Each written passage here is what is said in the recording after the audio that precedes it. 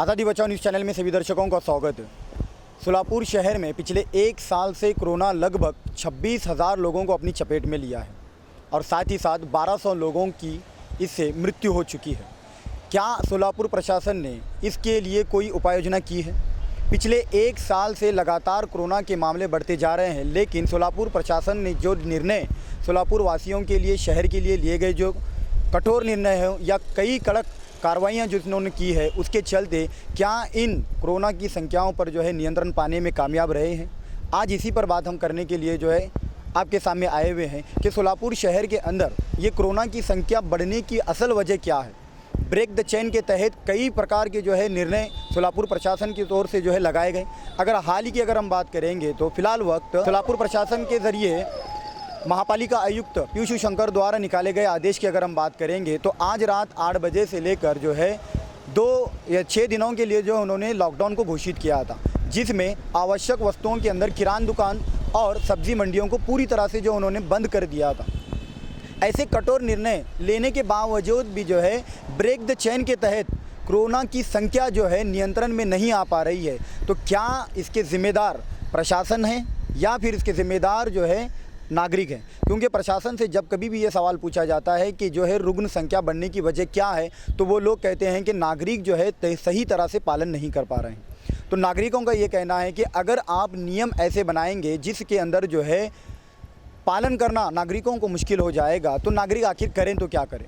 अगर आप लॉकडाउन घोषित करते हैं तो जाहिर सी बात है जो फिज़िकल डिस्टेंस है उसकी धज्जियाँ तो उड़ना ही उड़ना है, क्योंकि आपने जो सभी दुकानें जो बंद की है उन दुकानों के अंदर फ़िज़िकल डिस्टेंस नहीं हो पा रही, इसलिए जो है आपने जो है दुकानें बंद करने का निर्णय लिया है।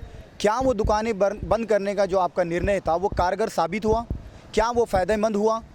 उसके बाद अगर हम बात करेंगे तो अगर आज की सब्ज़ी मंडियों की अगर हम बात करेंगे, आज और कल की अगर हम बात करेंगे, तो इन 2 दिनों में जो है सब्ज़ी मंडियों में उमड़ पड़ी भीड़ को अगर हम देखेंगे तो वहाँ पर लगभग अगर एक भी व्यक्ति के अंदर कोरोना सिम्टम्स पाए जाते हैं तो जाहिर सी बात है कि सोलापुर शहर के अंदर लगभग 10 से 15 ऐसे सब्ज़ी मार्केट से हैं जहां पर हज़ारों की तादाद में लोग 2 दिन में जमा हुए थे।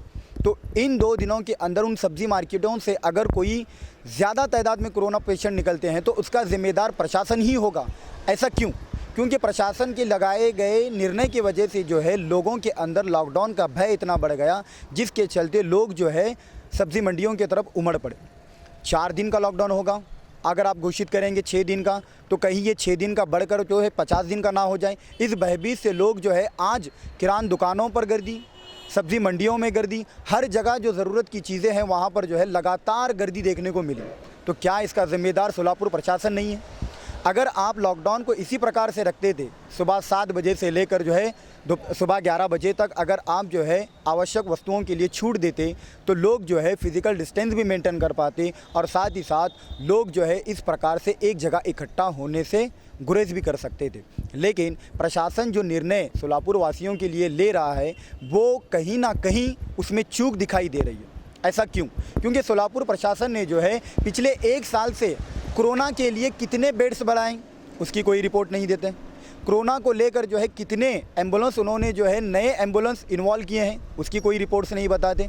कोरोना को लेकर 1 साल में कितना बजट उन्होंने जो है कोरोना के लिए खर्च किया उसकी कोई रिपोर्ट नहीं दी जाती है।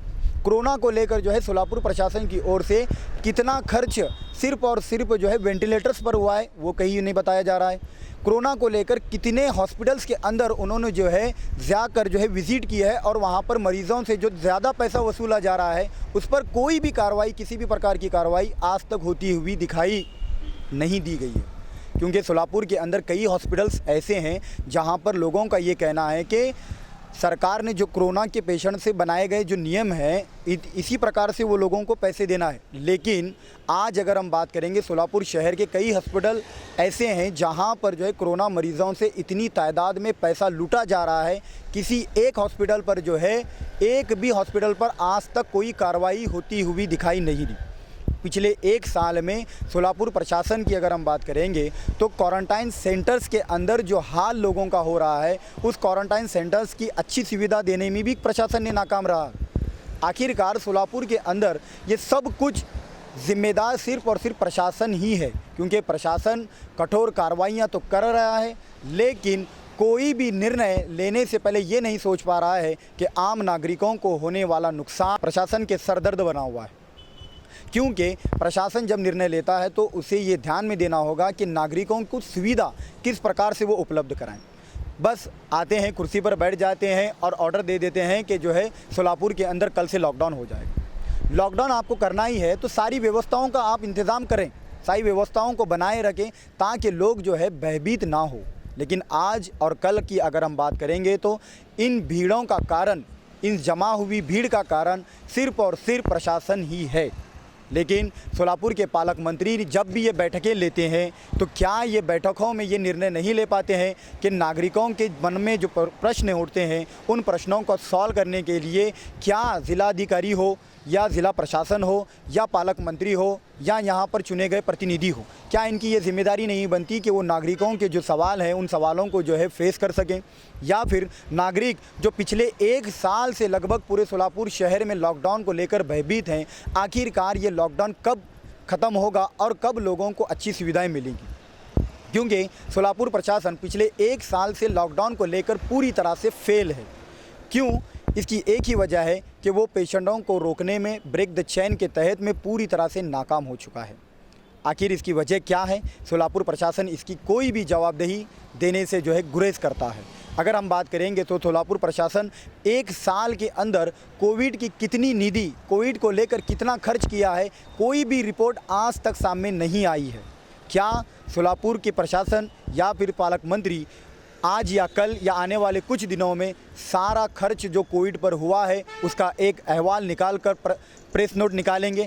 क्या वो निकाल कर सोलापुर की जनता को बताएंगे कि अब तक कोविड पर इतना रुपया खर्च हुआ है?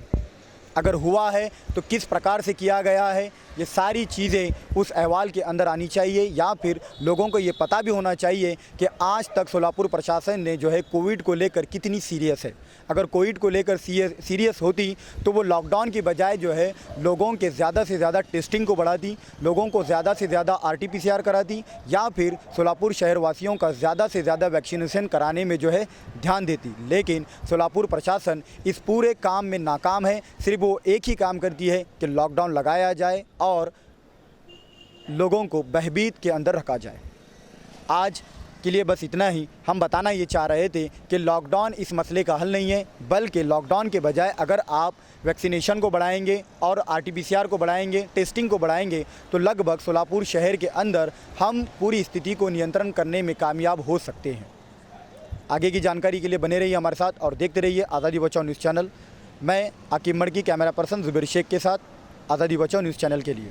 जय हिंद। आज़ादी बचाओ न्यूज़ चैनल को सब्सक्राइब करने के लिए बेल आइकन पर क्लिक करना ना भूलें। साथ ही साथ लाइक करें और शेयर भी करें।